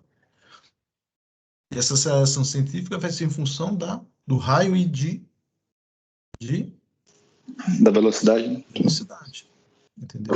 Então, conforme a sua velocidade, né, que você deseja na travessia da linha desviada, da linha principal, ela geralmente vai estar numa tangente. Tem MVs em curva? Tem, mas não é tão comum. Geralmente a gente usa o MV tangente, saída lateral, né? Que é o MV mais comum e o mais barato, inclusive. Então, em função, como o Vicente falou, em função da velocidade. Então, você seleciona o seu MV em função da velocidade que você deseja na linha desviada. Já é um critério, já é uma luz para a gente fazer a seleção do nosso MV. Que, uma curiosidade, pessoal, não é um elemento nada barato, tá? Nada barato. Pelos últimos números que eu tenho, eu não tenho atualizado isso tão de cabeça, tá? Não sei, talvez você, Sérgio, está ali no orçamento dando uma olhada, eu não sei qual o valor que se colocou dos AMVs para Vou 14 abrir, que a gente utilizou no vou ano. abrir aqui para ver. Já te Dá uma passo. olhada aí, ver qual o preço que se colocou, tá? Tá. Pesquisa isso aí para mim. Mas é em torno aí, o MV1 para 14 desse, se eu não me engano, ele deve estar em torno de 300 a 400 mil reais, tá? Não é um elemento barato, um só, tá? Acho que fora acho que só as peças metálicas, acho que nem a dormentação ainda entra, porque geralmente se compra a dormentação separada, que a dormentação já é especial, ela já é mais cara. A montagem do MV exige um pessoal mais especializado, tudo mais caro. A manutenção dele, pessoal especializado. Então, quanto maior o MV, mais custo você vai ter. Então, se o MV, o comprimento dele está diretamente ligado ao raio, então significa que raios maiores vão proporcionar velocidades maiores, os MVs vão ser mais caros. Então, aí é uma coisa que a gente precisa estar selecionando bem, porque vai envolver custo e também porque aí vai envolver segurança operacional. Você também não vai pôr o MV mais barato, né? Que é aquele MV que possa proporcionar uma restrição de velocidade ou até um acidente. Tá bom? Essas situações ocorrem, tá, pessoal? Uma seleção, o pessoal quer economizar e coloca qualquer um. Tá certo? Aí, Sérgio, quando você vai verificando aí, a gente vai seguindo. Bom, aqui eu coloquei, vocês estão observando fonte, NBR 5561 de 2009. Essa é a norma que regulamenta a geometria dos AMVs, tá? Os AMVs tipo A. A gente vai ver que há duas classificações de AMV. Na verdade, três, né? Além da classificação por desenvolvimento e abertura, a gente tem uma classificação por normatização, tá? Toda vez que vocês ouvirem falar de AMV-A, AMV-A, significa que aquele é um AMV de especificação americana, um AMV da AREMA, bem mais adequado a ferrovias de carga, tá? Pode ser utilizado em passageiros? Pode. Tanto que é usado o metrô de Brasília no trecho que não é túnel, não há túneis, não há MV em túneis, ele utiliza o MVA, tipo A, o MV da Arema, especificação Arema. Que o MV também é adequado às vias elásticas, às vias com lastro, bom, que as vias não são as vias rígidas. O MV tipo U é o MV utilizado pela norma europeia. Pode utilizar para carga também? Pode, mas geralmente é o MV mais adequado à via de passageiros, tá bom? Talvez pela melhor construção dos raios internos, de ângulo de agulha, né? Que proporciona ter um conforto, uma segurança maior para o passageiro, tá bom? Então, a gente vai ver que para o MV são tantas variações que a gente às vezes fica até perdido, né? São tantas especificações que é complicado verificar todas. Uma delas, que a gente já viu, o desenvolvimento, o tipo do MV. Tem outro também, que seria o MV-M, que é um MV, de certa forma, a partir da norma europeia, só que adaptado para o Brasil. Tá? Mas, geralmente, a classificação básica é o MV tipo A e o MV tipo U. Tá bom? Bom, outra classificação é o AMV de agulha reta e o AMV de agulha curva, né? Bom, esse AMV de agulha reta, geralmente ele é indicado com AMV secante, na qual a agulha ela não tem curvatura, né? Você apenas pega um trilho ali, faz a usinagem, desbaste dele, e ele vai articular exatamente ali no ponto do coice, tá? Bom, esse é um MV, talvez um MV geralmente é mais barato, tá? Porque você não tem que fazer uma usinagem tão especial nas agulhas, mas é um MV que proporciona talvez um desgaste maior, né? Porque você sai ali de um trecho de tangente para outro trecho em tangente seco, né? De certa forma assim, muito abruptamente, e aí você provoca um pouco de desconforto. E entra, de certa forma, essa agulha reta, entra de cara no trecho do trilho curvo, né? Então, há uma série de trânsito, isso aí na ferrovia ocorre, tá? Bom, para combater isso um pouco, geralmente se faz uso do AMV de agulha curva, né? Na qual, na usinagem do AMV, se proporciona, então, a curvatura da via, né, dos trilhos de ligação, da linha desviada, ela segue a mesma configuração, a mesma curvatura da agulha, né? Com isso eu não tenho isso para o desgaste do MV, para a vida útil dele é melhor, para a manutenção é melhor e também para o conforto e segurança aí operacional, tá? Então essa já é uma das diferenças básicas, tá? Do MV, de agulha curva ou de agulha reta. Para a ferrovia de carga, como a gente também lá não está querendo gastar muita grana e não está interessado talvez no conforto, diria, na estabilidade talvez, mas no conforto, geralmente se utiliza o de agulha reta mesmo, tá? O de agulha curva, geralmente ferrovia de passageiro. E por a agulha ser curva e reta, alguns parâmetros na geometria acabam modificando, tá? Por exemplo, o de agulha reta, ele praticamente cria um vértice de encontro do um CMV, vamos chamar o centro do MV, deslocado. Por quê? A minha curvatura ela tem uma leve modificação. Então, a curva do eixo do meu MV para a linha, para o MV de agulha reta, ele é levemente deslocado, né? Por essa distância U aqui, ó, entre o VT e esse ponto aqui, ó. Tá vendo a distância U? Então, ele é levemente deslocado porque a minha curvatura passa a se desenvolver mais próximo, ela se desloca em relação, ela não tem esse CMV como um ponto de inflexão, justamente por a agulha ser reta. Como a agulha agora é curva, os pontos passam a se coincidir, tá?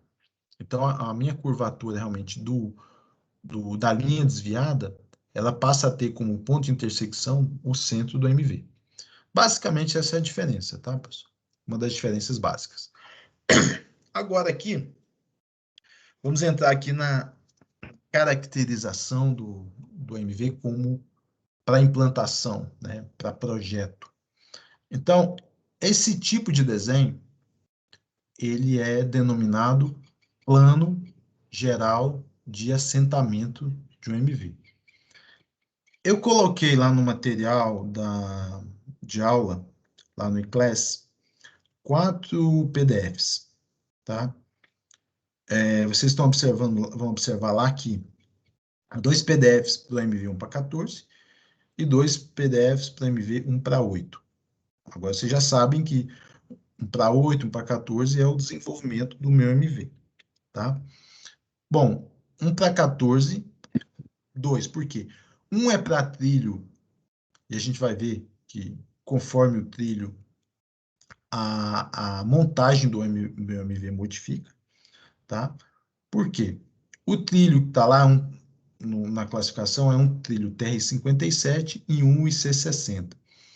Bom, quando a gente for estudar superestrutura, a gente vai ver o que são essas classificações. Mas, o que eu quero deixar para vocês é o seguinte, conforme o tipo de trilho, você muda a configuração e a montagem do seu MV, porque você vai mudar ali os elementos de fixação, né? Você muda certas tolerâncias.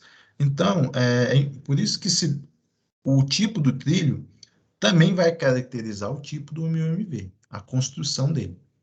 Tá bom? Então, o que serve às vezes para um, não serve para o outro. Então, já é outro elemento para caracterizar o seu MV, o tipo de trilho. Então, a gente relembrando, tem o desenvolvimento, tem se ele é agulha curva ou reta, o tipo de normatização, a AREMA ou IC, e agora já tem o tipo de trilho. Então, isso aí só vai aumentando, tá, pessoal? Essa classificação do AMV. Então, vocês observem aqui que no plano de assentamento é um projeto razoavelmente detalhado. E ele serve para quê? Ele é o elemento que vai auxiliar a instalação do meu MV. Tá bom? Vejam que aqui há uma série de dormentes. Esses dormentes aqui, a partir... Vocês estão vendo que os primeiros dormentes aqui estão com umas linhas de eixo. Percebem bem aqui no início? Observaram? Então, só a partir do quarto dormente aqui, que vai ser um dormente já de características do meu MV, por exemplo, se eu utilizar uma dormentação de madeira e aqui for dormente de concreto, o último dormente de concreto vai ser esse terceiro. A partir daqui é tudo dormentação de madeira, até chegar nesses dois dormentes aqui que estão fora. Tá vendo? Tem lá na outra ponta do MV, quando ele termina, vocês estão vendo dois MVs aqui que não estão mais unidos, que geralmente são os MVs de concreto. Então, eu tenho MV de concreto aqui, e aqui eu tenho MV de madeira. Só estou dando um exemplo. Não necessariamente no MV, a dormentação, que onde se apoia os MVs, tem que ser de madeira. Tá? A gente vai ver essa variante aí mais à frente. Tá bom? Então, observe o seguinte. Para cada dormente aqui, eu tenho uma distância indicada aqui, parametrizada, certo? E ela tem que ser obrigatoriamente seguida, tá bom? Obrigatoriamente essa distância tem que ser seguida. Agora, observem uma coisa aqui. Eu tenho aqui, se vocês observarem, tem uns pontinhos aqui que estão em branco e preto. Estão observando aqui? Eu tenho 4 deles. Um na ponta do MV, um aqui mais ou menos no meio, e 2 ali próximos ao jacaré. Vocês estão observando meu cursor? Ou não? Hein? Sim. Sim, né? Sim. Então, eu tenho esses 4 pontos aqui. O que são esses 4 pontos? Lembram quando a gente estava tratando unifilar? Lembra? Unifilar? E aí eu falei, olha, esse aqui é o CMV, o centro do MV. Olha ele aqui, ó. Então, ele é materializado no meu MV? Não, né? Eu não tenho essa materialização. Ele é o cruzamento dos eixos, mas eu não tenho nenhum. Talvez eu possa fazer o seguinte: a partir do 22º dormente ali, eu esteja. Tá, tudo bem, você pode ter um parâmetro aí. Mas materialização física a gente não tem. Mas esse é o primeiro ponto que você coloca para a implantação. Tá? Porque é a partir daqui que sai a sua linha desviada, porque esse eixo aqui, né? Ele tem que ser verificado depois se ele está certinho com o projeto, tá bom? Para você, na conexão do seu MV com a linha desviada, que já sendo uma linha fora do MV, esteja alinhado com a linha desviada, a tangente dela, tá bom? E aqui esses 2 pontos caracterizam o final do jacaré. Tá vendo aqui? Eu tenho até no jacaré aqui, eu tenho uma indicação de uma junta. Significa que essa peça toda aqui, que é o meu jacaré, ela terminou. Então, daqui para frente, é um ponto importante, porque ele vai caracterizar, mais à frente a gente vai ver, as limitações quanto à implantação do seu MV, em relação a outros MVs que você vai implantar. Porque você não pode sair colocando um MV próximo ao outro, há critérios de afastamento entre eles. Tá?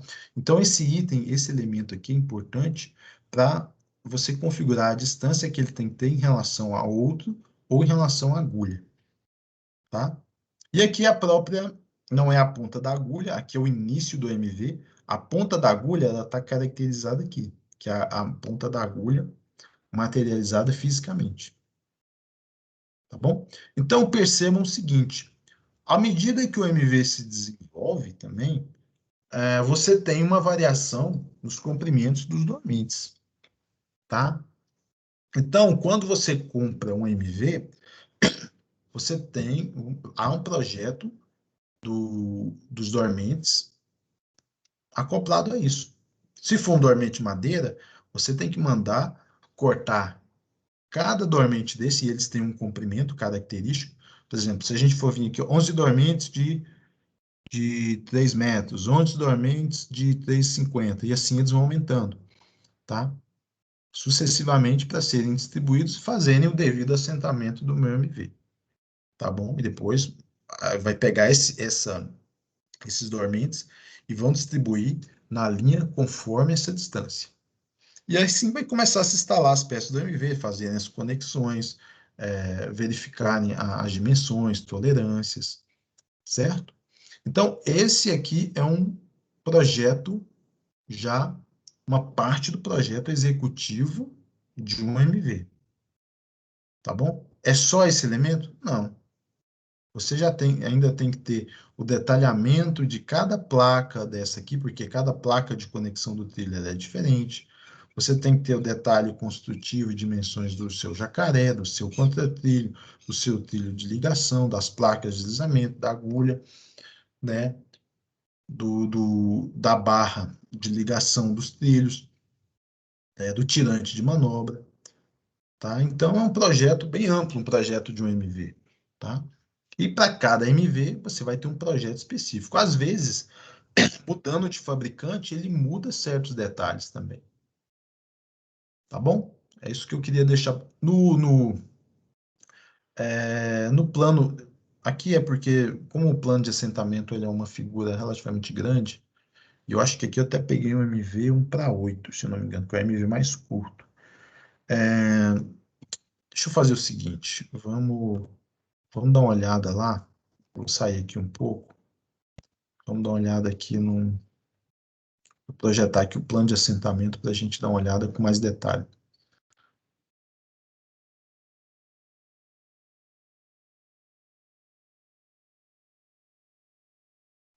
Tá aqui.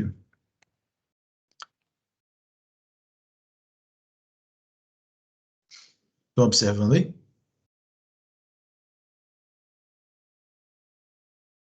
Sim. Sim, ok. Aqui é o PDF que eu deixei para vocês lá, tá? Então, aqui, ó, no meu plano geral de assentamento, eu tenho o diagrama unifilar com as dimensões básicas, né?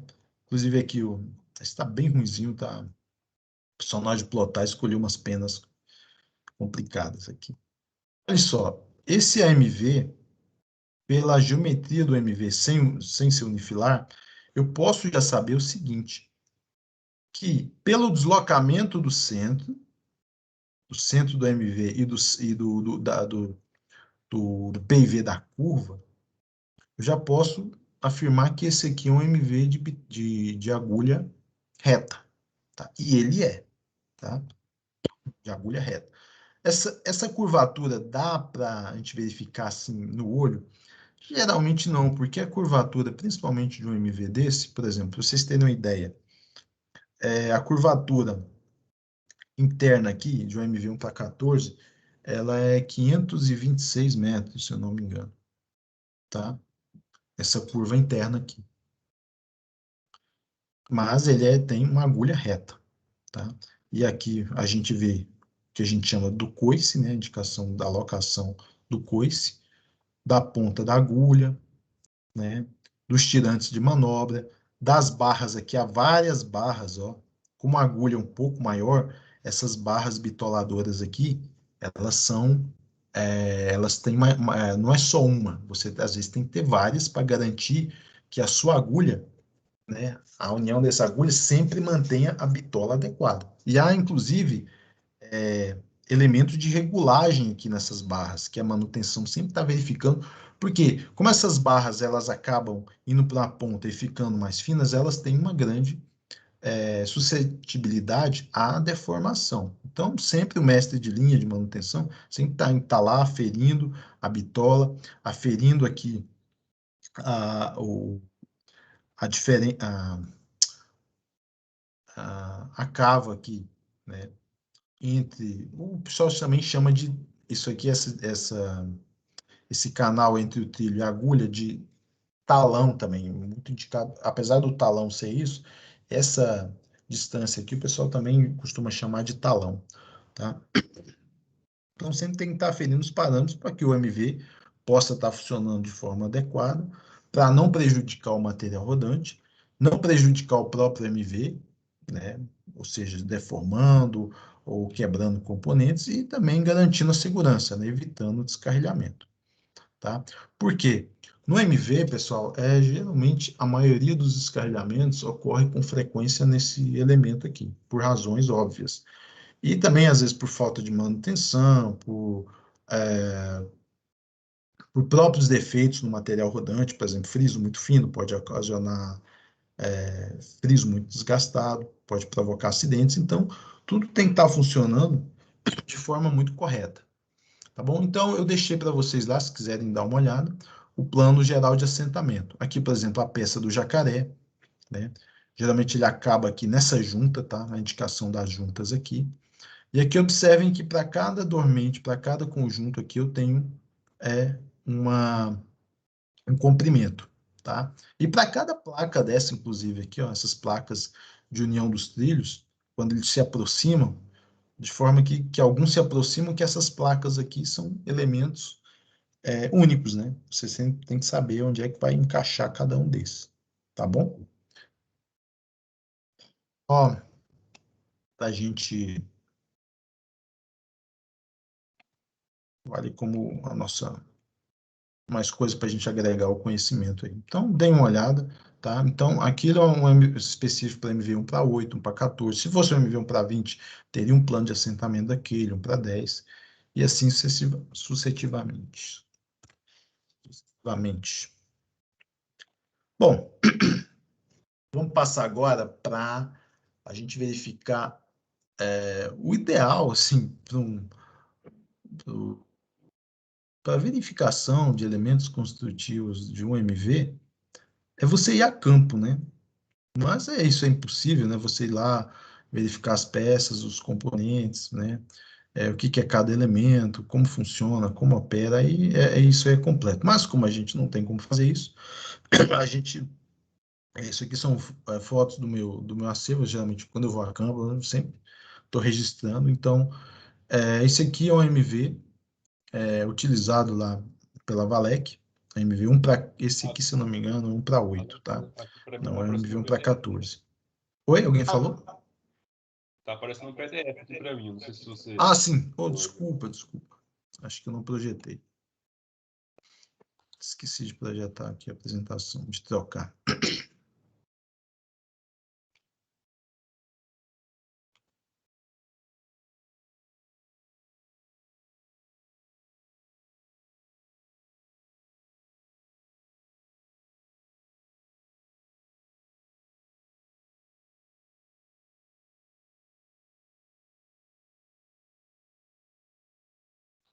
Agora sim. Opa, Vocês estão mas vendo o slide ou estão vendo o quê? agora eu quero para aquela tela de trabalho, a segunda tela, né, da apresentação. Tá. Agora eu vou mudar aqui. Pronto, agora estão vendo, né? Sim. Uhum. Bom, pessoal, então aqui, ó, agora a gente viu o desenho, a gente viu diagramas até agora a gente vai ver realmente a materialização disso no MV real, tá? Como eu disse, o ideal é a gente ir a campo e verificar peça a peça, componente, funcionamento, mas como a gente não pode fazer isso, a gente verifica as fotos mesmo, tá? Bom, aqui, esse elemento aqui, de um lado e do outro, é que vocês podem ver que é agulha. Por razões óbvias, a gente vê por que ela se chama agulha, né? Porque a partir de certo ponto é feita uma usinagem no trilho, né? Uma retirada de material aqui, um desbaste no trilho. Esse trilho aqui, da agulha, ele não é, vamos dizer assim, fabricado, ou alguns sim, alguns são talvez até peças fundidas, mas aqui, no caso desses AMVs, principalmente os AMVs área, eles são obtidos geralmente a partir do conjunto de um trilho mesmo. Então, você pega um pedaço de trilho e usina a partir de determinado ponto, retira o material, até formar uma ponta, né, na extremidade. Tá? Isso, claro, de forma bem controlada, aí, com precisão milimétrica e tal. Então, aqui eu tenho as duas agulhas. Aqui eu tenho as barras de regulagem, né? Que garantem a bitola, que eu tenho duas aqui mais próximas aos tirantes, e estas duas aqui mais afastadas. Então, principalmente aqui, porque próximo essas barras se encontram próximas a, ao trecho que é usinado fazendo a ponta. Porque é aqui que pode ocorrer uma deformação, porque como você tem menos material, talvez a suscetibilidade disso se deformar seja maior. Então, por isso que geralmente são colocadas essas barras e elas têm inclusive até uma regulagem aqui com molas de pressão e tal. Ok? Aqui a gente já pode ver o aparelho de manobra, certo? E outra coisa, o trilho, não sei se vocês observam aqui, principalmente o trilho do lado direito aqui, é um trilho normal da via, mas ele tem uma usinagem aqui também, tá?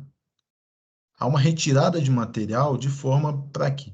Para que a agulha, como se fosse uma cava, na qual a agulha, ao encostar no trilho, simplesmente ela não pode encostar no boleto. Ela tem que fazer como se fosse um preenchimento do material ali, tá? De forma que, quando ele pegar a linha desviada, ele faça isso de forma bem suave. Compreenderam? Acho que tem uma foto que eu tenho isso de forma mais clara. Aqui, ó. Essa é a próxima foto. Isso aqui é a extremidade da agulha. Vendo que a minha agulha, ela é meio rombuda aqui, ó. Tá? Isso também é uma caracterização do MV, tá, pessoal? Às vezes tem MV que essa ponta, ela é próxima de zero. Eles fazem ela tão fina quanto queira, com material mais enrijecido, de forma que ela se adeque melhor ao encosto aqui, a gente chama de encosto da agulha. Tá vendo aqui, ó? Há uma cava, eles pegaram um trilho e fizeram uma usinagem. Então, a agulha aqui, ela encosta e preenche aqui como se fosse preenchendo esse material que foi retirado. E aí o friso, ao passar por aqui, com a agulha encostada, ele faz isso de forma mais suave, tá bom?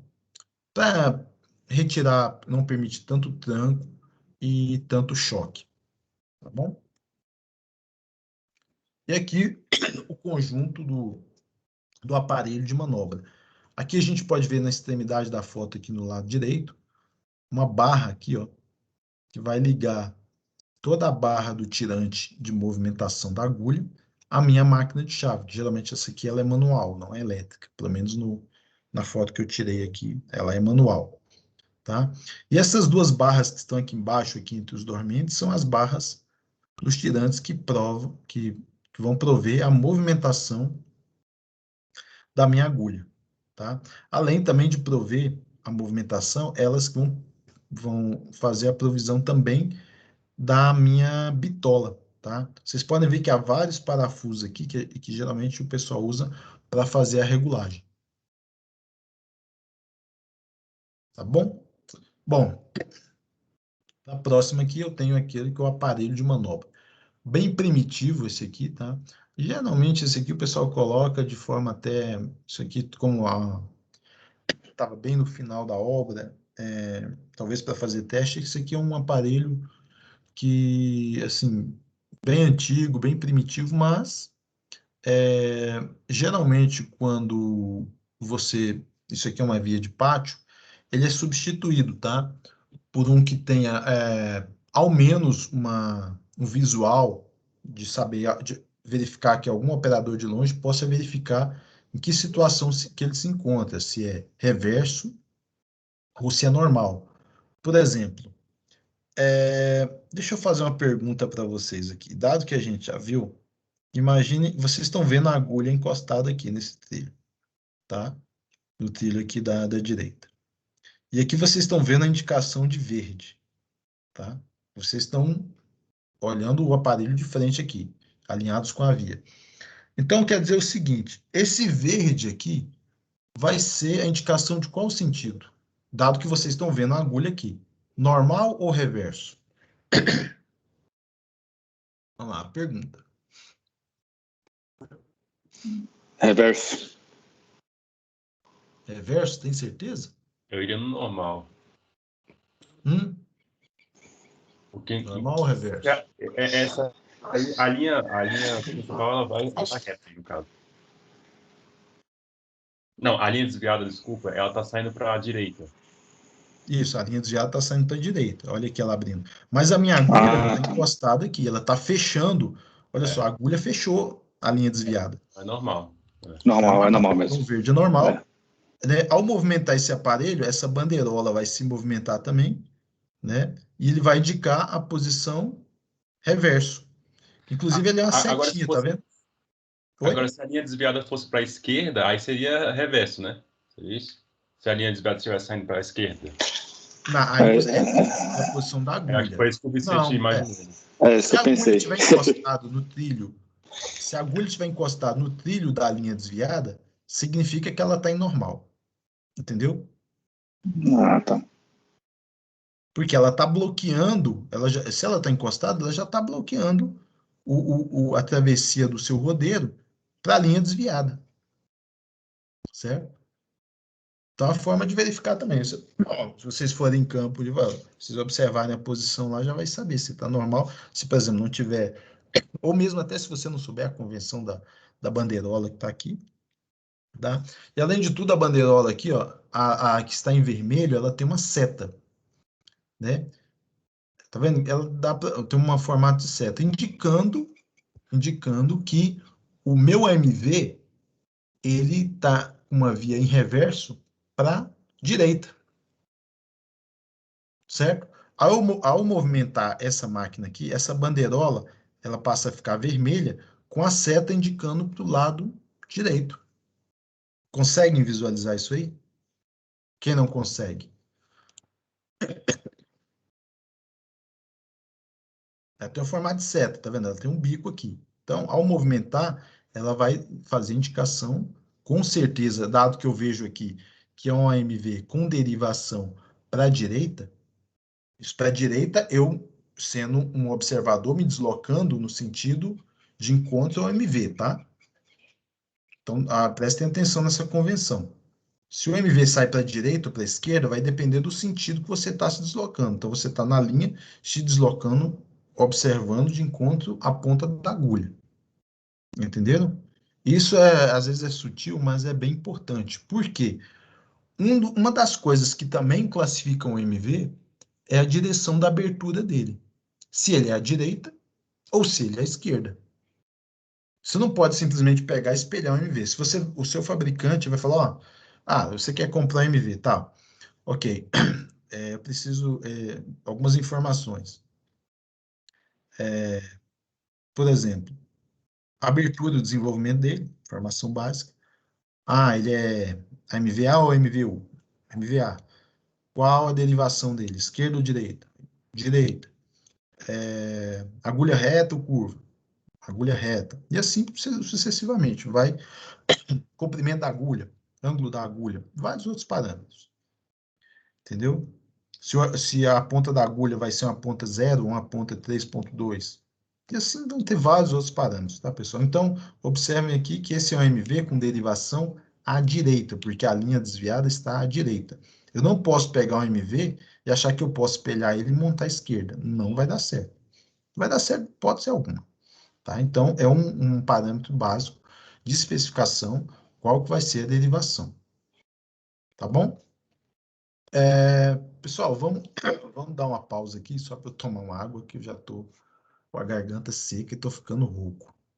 Tá? Então, mais ou menos 10h20, mais ou menos, a gente pode voltar? Pode ser? Sim. Ok. Ok? Ok, beleza. A gente dá uma pausa aí, tá? E aí, daqui a pouco, acho que não. Hoje, acho que a gente consegue até terminar mais cedo essa parte dos elementos constituintes do AMV é relativamente rápida, se bem que ainda tem muita coisa. Não sei se vai ter que acelerar um pouquinho. Tá bom? Então tá, pessoal. Até daqui a pouco. Até, valeu.